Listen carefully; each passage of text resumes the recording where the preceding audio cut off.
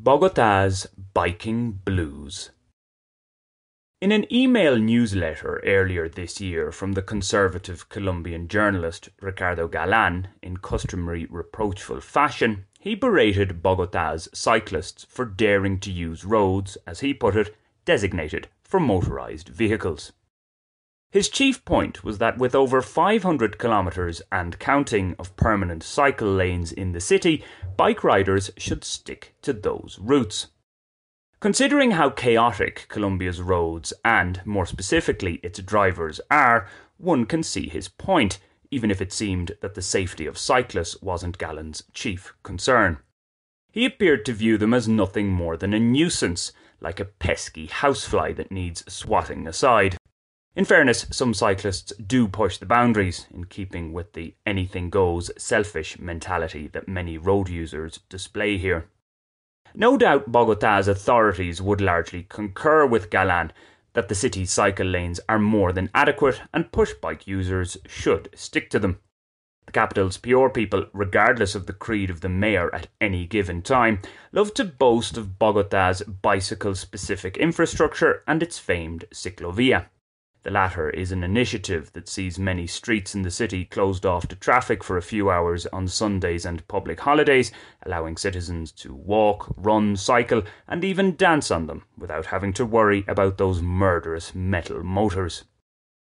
The problem is, the actual condition and layout of sections of these cycle lanes leave a lot to be desired. They're more like obstacle courses rather than well-kept paths.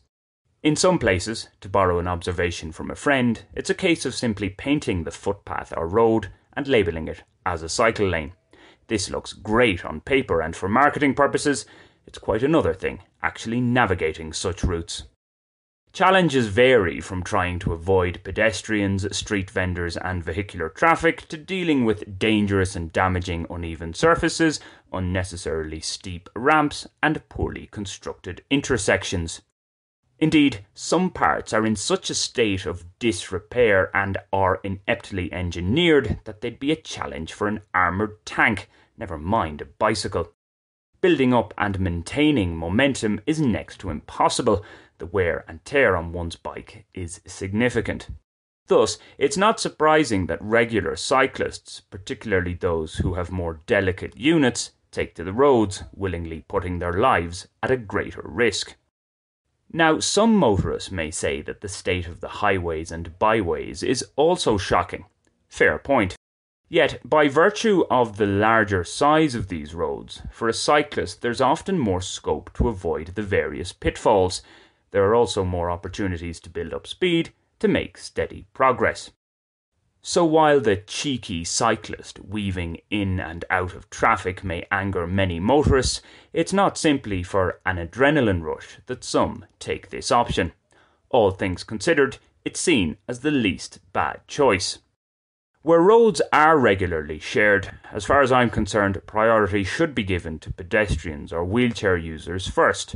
Cyclists and users of similar vehicles come second, with motorists third. In Colombia, however, that order is reversed. Purchased power tends to trump human endeavour across the board. In many ways, it's the way of the world.